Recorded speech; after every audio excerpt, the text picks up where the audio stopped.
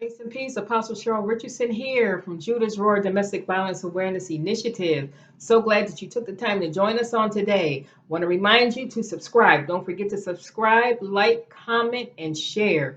The subscribe button is located down here. Tap that button and make sure you tap the bell for notifications. I'm going to give you a couple of seconds to do that, and then I'll be right back. Today, we're going to be talking about shame and guilt and the domestic violence survivor. I'll be right back.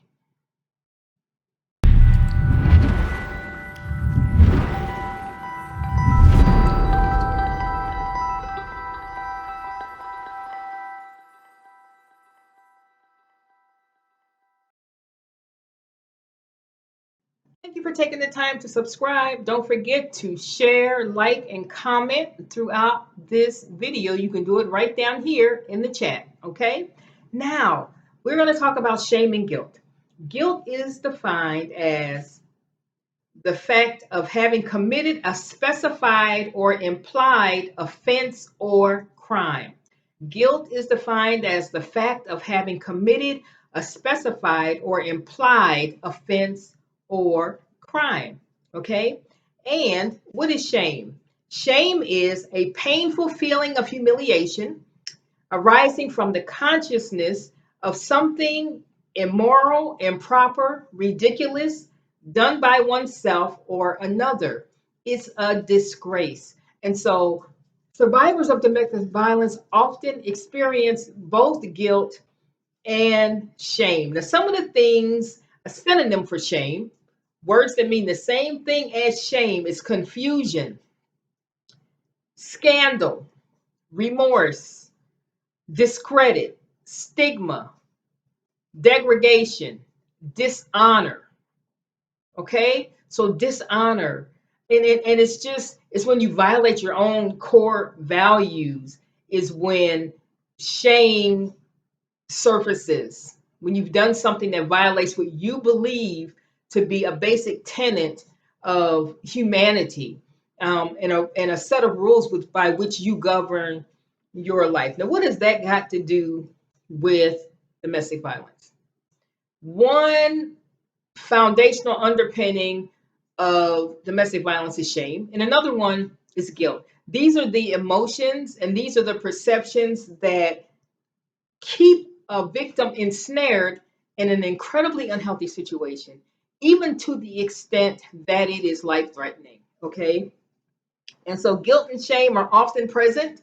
It's one of the primary reasons that they don't report, that they don't call law enforcement, that they may not share it with their closest family members or friends because they are embarrassed, because they feel ashamed, and because they are experiencing guilt. And guilt might surface from simply having engaged in verbal sparring that violates their core beliefs. Maybe they've used profanity and they typically don't speak that way. Or they've said some things in an attempt to protect themselves from the abuser, and it's not something that they can be proud of at the end of that interaction, okay? And so shame and guilt are threads that are woven throughout the experience of a domestic violence survivor, whether they are male or female. Now, one thing that we want to make sure that we drive home is this. Anyone can be a victim.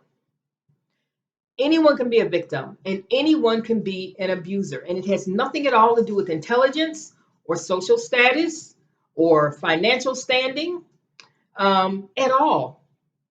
Domestic violence does not discriminate.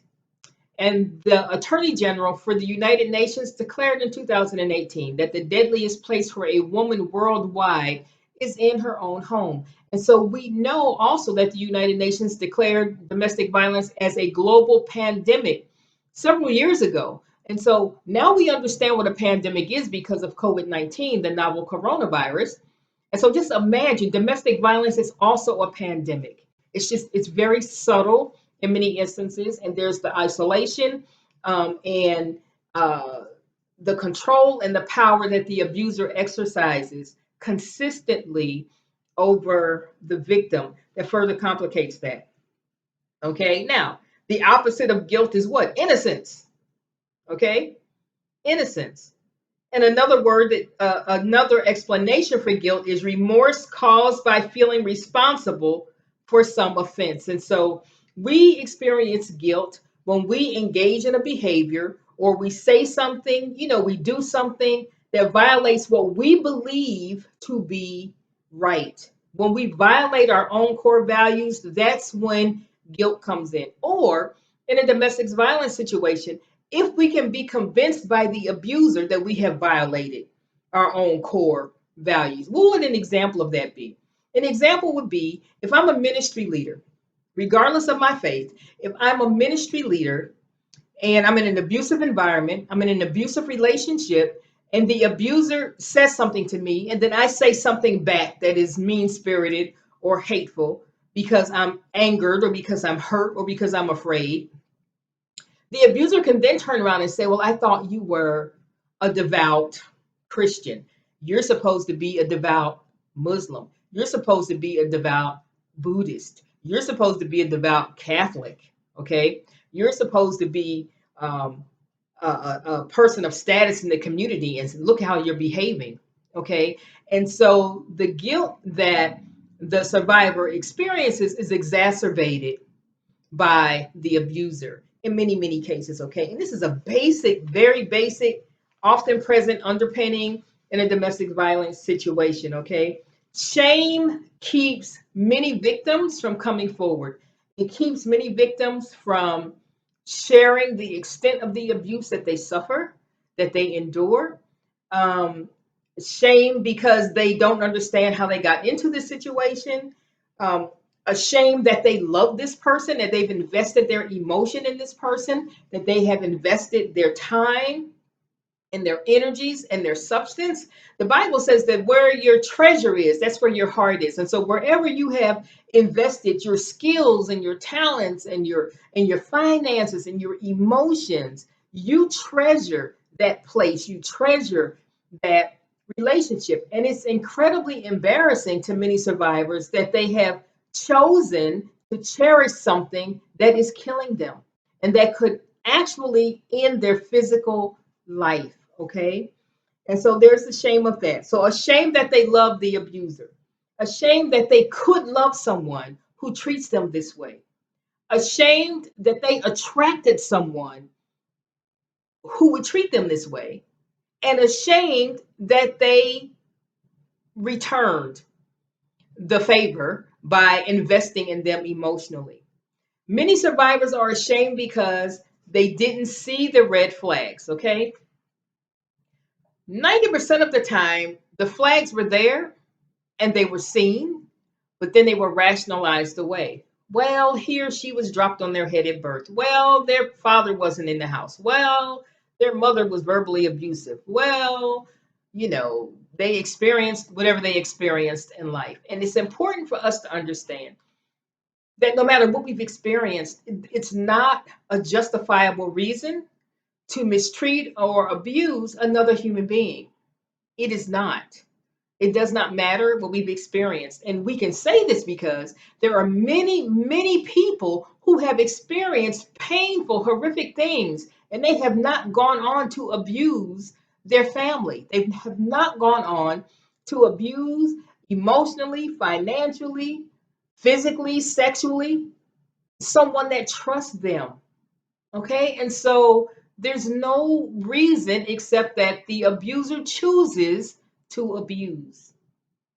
The abuser chooses to abuse. And the most important thing to them is what they want and what they need. And that is power and control. It's not about love. Love shouldn't hurt. Love does not hurt. And certainly not intentionally. Certainly not intentionally. Okay. Now, so an abuser relies heavily on shame to maintain the shackles of isolation on the victim. And so, what does that look like? Well, it could look like being provoked and provoked and provoked to the point where something is said or something that is done, as I stated previously, that violates your own personal code of ethics. And then that violation is thrown back in your face. Then the violation is thrown back in your face. And it may be shared with others who look up to you and who respect you.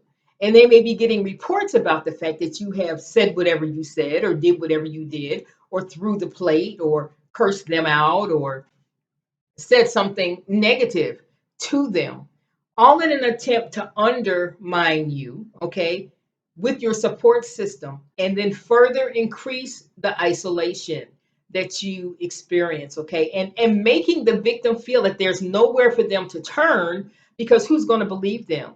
And because, well, I am guilty. Now, here comes the guilt.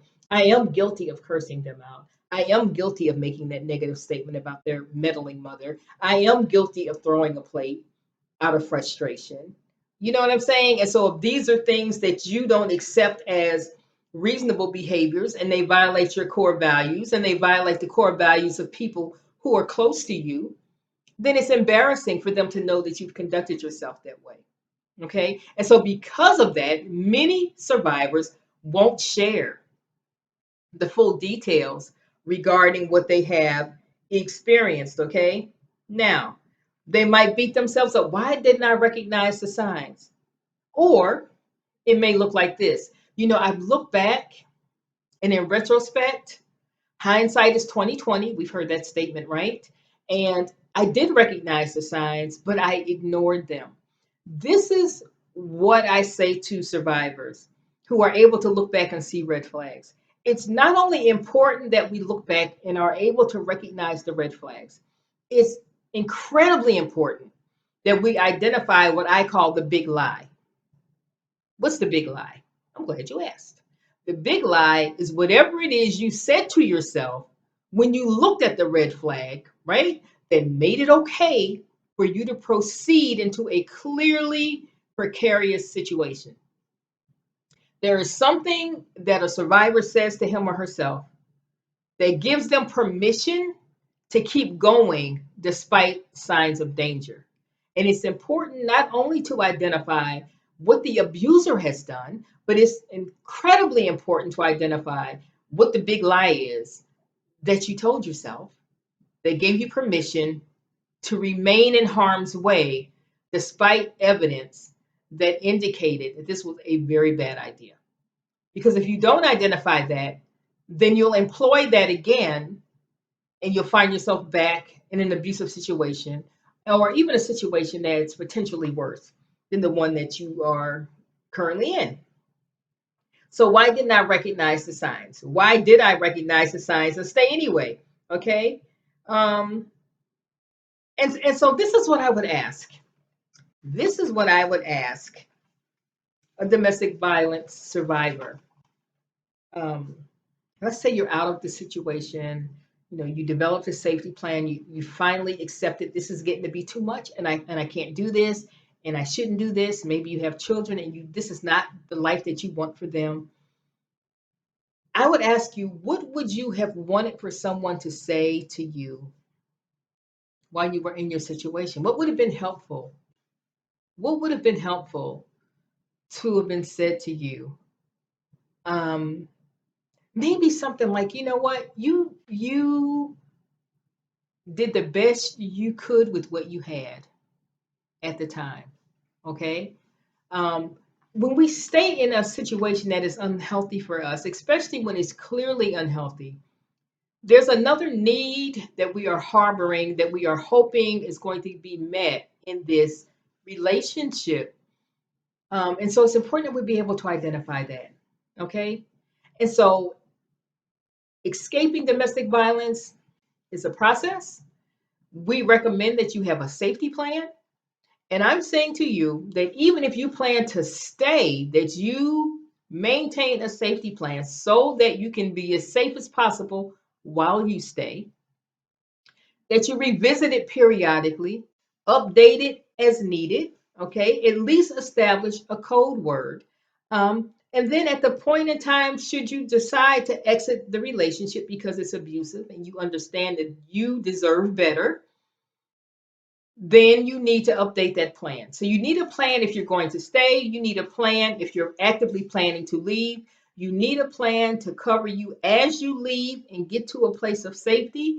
And even if you've escaped a domestic violence situation years ago, we highly recommend, we highly recommend that you, in fact, have a safety plan because you don't know what's going on in the life of the abuser.